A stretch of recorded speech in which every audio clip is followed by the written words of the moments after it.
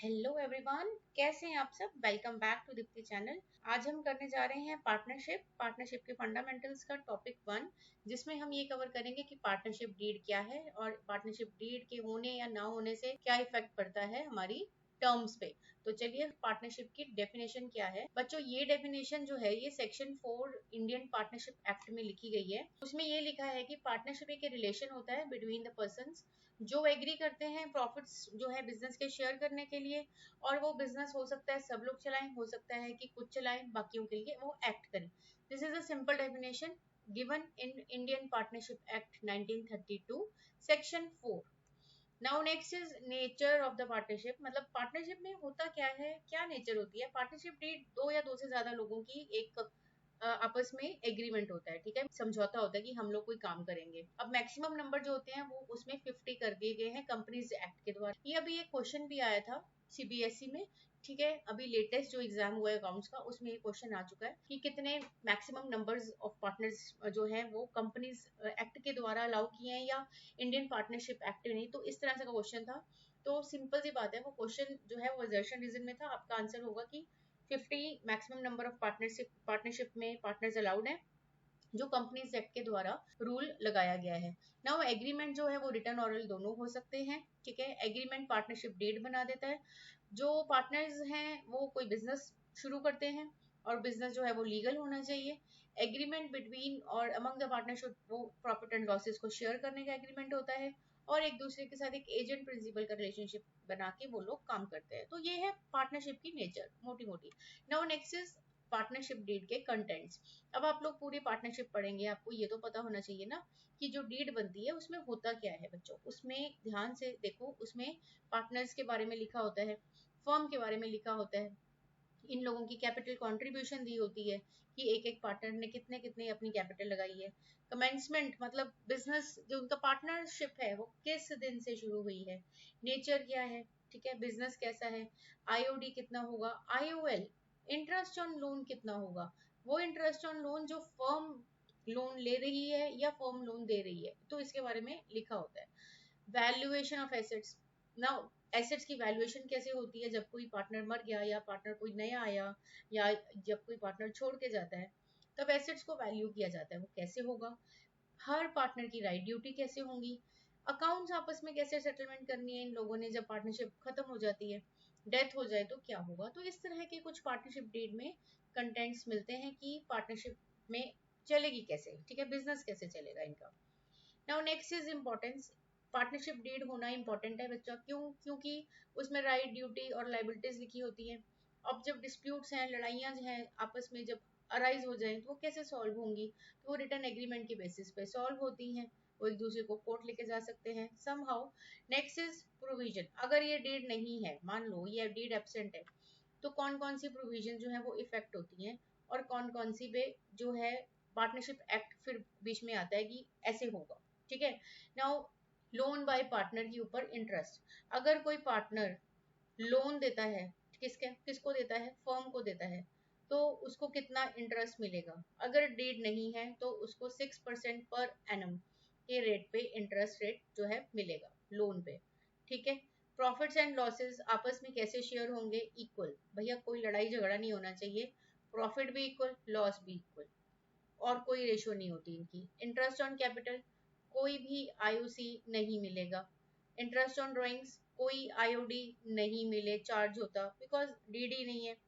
Remuneration salary bonus commission, no salary no bonus no commission, ये आप लिख लो। No salary मैं आपके लिए लिख देती हूँ, नो कमीशन।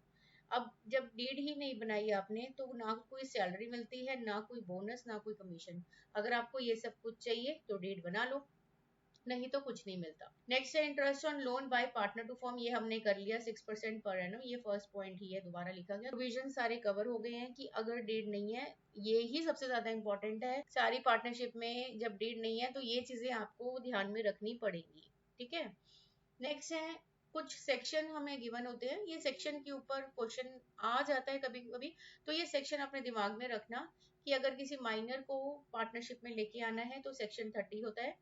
अगर कोई पर्सन की एडमिशन चाहिए विद द कंसेंट होनी चाहिए सबकी, और ये सेक्शन 31 है। अगर कोई पार्टनर रिटायर होना चाहता है, ठीक है, सबकी कंसेंट के साथ, मतलब सबकी मर्जी के साथ, तो सेक्शन 32 में बोलते हैं, लिखा गया है। रजिस्ट्रेशन जो होती है, आपको पता है पार्टनरशिप की रजिस्ट्रेशन ऑप्शनल होती है, कंपल्सरी नहीं होती है, ये सेक्शन 69 में आता है।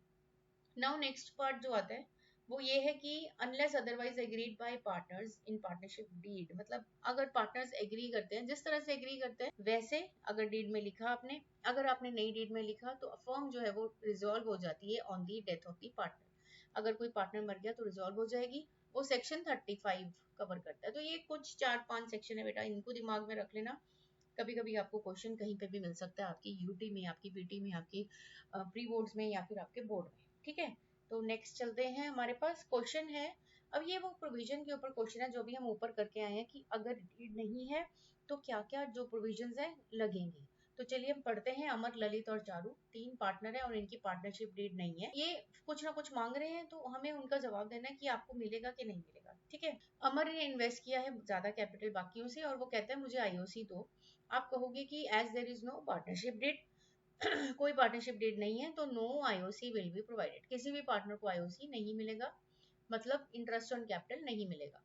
अब ललित कहता है कि मैं तो ज्यादा टाइम लगा रहा हूँ बिजनेस को हैंडल करने के लिए और मुझे सैलरी चाहिए 5000 पर मंथ, पर अमर और चारू एग्री नहीं करते, तो आप कहेंगे कि नो सैलरी इज प्रोवाइडेड। क्यों? क्योंकि there is no partnership deed, ठीक है, कोई सैलरी चार्ज नहीं होगी, आप चाहे जितनी मर्जी मेहनत करो। Charu demand interest on loan of 50,000 given by her 12% per annum. Charu ने कोई लोन दिया है फर्म को, चारू ने फर्म को लोन दिया है, तो वो कहती है मुझे 12% के रेट पे इंटरेस्ट। आप कहेंगे कि पार्टनरशिप डीड नहीं है तो 6% पर एनम पे ही इंटरेस्ट ऑन लोन मिलेगा। Amar withdrew 10,000 for personal use and Lalit Charu कह रहे हैं आप उनसे आईओडी चार्ज होगा, तो आप कहेंगे no IOD will be charge because there is no deed between partners. Profit for the year ended कहते 50,000 है एंड अमर कहते हैं कि वो कैपिटल रेशियो में डिवाइड करेंगे, तो आपका आंसर होगा कि the profit is distributed equally in 1:1 to all the partners, ठीक है, 1:1 में डिवाइड होगा because there is no deed. Lalit want to introduce his son Inder as a partner, Lalit कहता है मेरा बेटा इंदर आना चाहता है पार्टनरशिप में, बट चारू ऑब्जेक्ट कर रही हैं, तो आप कहेंगे कि a person can be admitted into partnership with the consent of all partners, with the consent of all partners. और ये कौन से सेक्शन में लिखा गया है? ये लिखा गया है सेक्शन 31 में। तो आपको सेक्शन याद है आप लिख दीजिए, नहीं याद तो आप मत लिखिए। So this is the question which is frame for you, ताकि आपको सारी क्वेरीज जो है प्रोविजंस के रिलेटेड क्लियर हो जाए। याद रखना, ना कोई आईओसी मिलता है, ना कोई आईओडी चार्ज होता है, ना सैलरी, ना बोनस, ना कमीशन, ठीक है। ओनली लोन जो दिया है पार्टनर ने फर्म को, उस पे फर्म उनको 6% पर एनम के रेट पे इंटरेस्ट पे करेगी। लेकिन अगर कोई फर्म ने लोन दिया है पार्टनर को, फर्म ने लोन दिया है किसी पार्टनर को, तो no interest will be charge from that partner, क्योंकि डीड नहीं है। ये डीड की एब्सेंस में ये प्रोविजन सारी अप्लाई होती हैं। So this is the question of the starting of partnership. I hope कि आपको ये टॉपिक क्लियर हो गया है, और इसी के साथ आप मुझे कमेंट कर सकते हैं। सीक्वेंस में, पार्ट्स में ये तैयारी करेंगे। Do like, share and comment, do share my video with your friends. पढ़ते रहिए, मस्त रहिए, टेक केयर, गुड बाय।